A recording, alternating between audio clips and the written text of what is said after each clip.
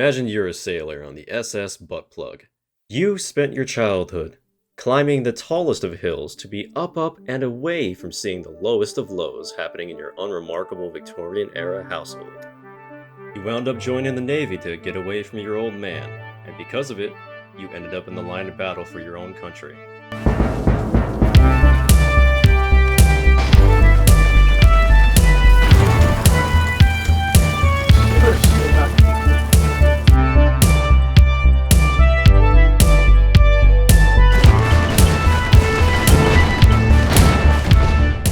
Yet years later after that victory, that would be the last battle to have ever been had. There was no taking back the fight to the invaders.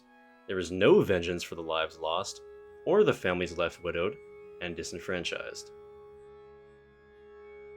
You even lost your nuts in the same battle running through Gatling gunfire. But you managed to hold on to them as souvenirs from the war, so that you could show it off and play golf with them. Although you're maidenless, at least you're a golf champ with your own ball. All because your country signs a truce with your sworn enemy on the condition that the Emperor gets a hundo for some fundo. Hi, I'm Cried, and you should play Airships. Fuck, Air Dicks, Air Tits, Asparagus. Airships Conquer the Skies. Airships Conquer the Skies is a game where you can express your desire to penetrate soft, fleshy hull.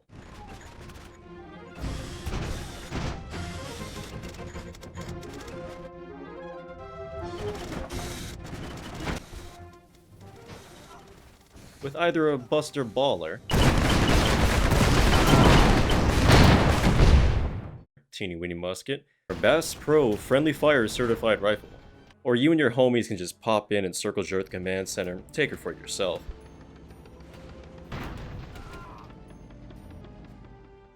Or, if you prefer, hop in on the multiplayer.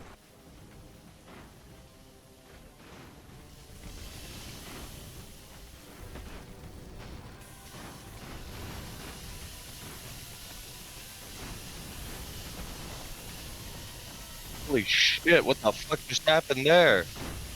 What did you do to my fucking ship? Oh, was that because of the spikes?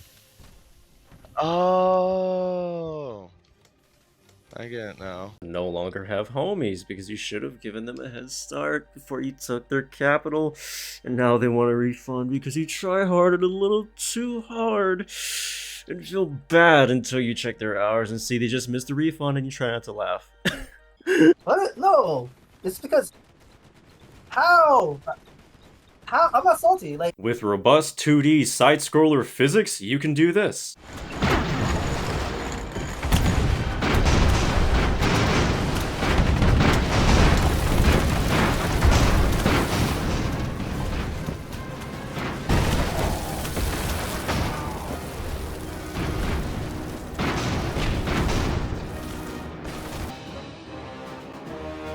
User interface befitting a 4X game, you can do this.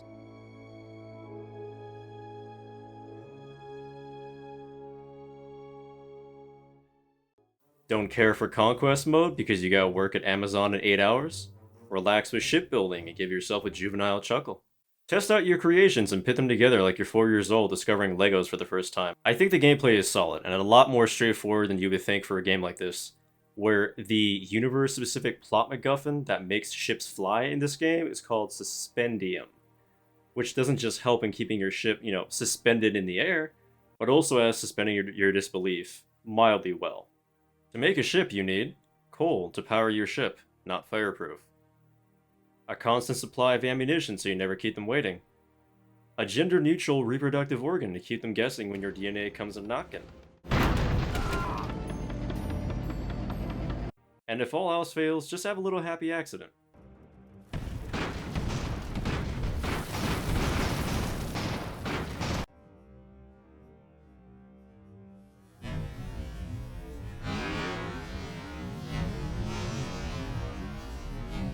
It's all coincidence that fucking ship fell right on top of your cannons. Right?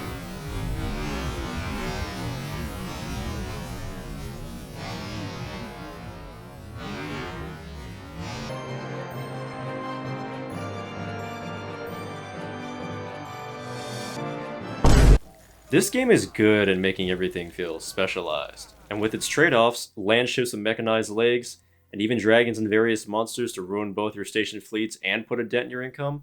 Yet surprisingly, there's no naval combat. There are ships that fly and ships that can drive, but for whatever reason, this game does not offer naval ships. Sorry to say if you're a Titanic fan, strap with saw blades type deal, but you aren't going to find much to offer here in terms of aquatic combat. I was rather curious about this as well, but being that the developer wouldn't respond to my DMs in time about telling you guys if the DLC is worth it ahead of time, I figure he must be a busy man. So the underwater combat, in speculation, I would guess must have been planned but not panned out. Also, free copies of this game are on screen. There are 2 this time. So my main criticisms with this game, first off, are the user interface design. There's something that bothers me to look at the buttons. Maybe you can see it here and tell me what it is, because I can't tell. I'm not a fan of the icons on the map either, and this game can take some time for your eyes to adjust to. And afterwards, you'll wonder how long ago exactly did this game come out of early access just by the sheer looks of it. I can't confirm the bugs to be things like the multiplayer constantly minimizing your game when entering a match for lower end hardware. And for me, there were just a couple of fucking times where like the buttons in Conquest mode would stop working entirely, but otherwise, the Gucci Bug game is smooth, and there are little to no problems. What I do have a problem with, though, is the fact that everything in this game still feels very, very bare bones. If you just look at the game just alone, it'll still look like it's in early access, but it's the fact that like the DLC called Heroes and Villains that came out on the day this video is supposed to come out, that DLC just adds things that I really should think should have just been in the fucking vanilla game, you know? But honestly, it's a good DLC for what it's worth. You know, I definitely recommend getting it on sale or something like that though, because the vanilla game should really have a lot of the things that Heroes and Villains has. And I stand by that opinion, because I don't really support paradoxical, you know, Stellaris, Crusader Kings, that kind of DLC policy practice. I do have to give a shout out to the music though. The music is pretty good for what it's trying to do. It's just that right amount of moody steampunk, sort of dying from plague, malaria at an early age type of vibe that the music has going on, you know? And I think that like, it's very, very good. That said, I hope you found the Steam keys that I hid somewhere in this video. From what I see on the modding scene of this game, the modding scene of this game is going to be very robust. I don't know how in-depth it will be, but what I can definitely say is that someone did mention earlier, you know, not a lot of it is hard-coded from what I understand, so it's very possible that you can make a lot of really interesting things that are actually distinctly different rather than just being reskins and shit like that. So, you know, I'm all for it.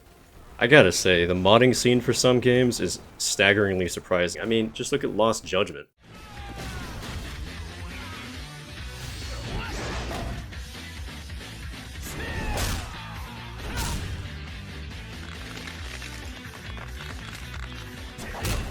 But anyway, I've said all I had to say about this game, so if you enjoyed this video, please like and subscribe for your boy, DJ Nightcried, and I'm gonna go get myself some black coffee. And I'll see you guys around. Next video should be the Twisted Metal video. Since the TV show is coming out, I definitely want to talk about why the series is great, and why the show...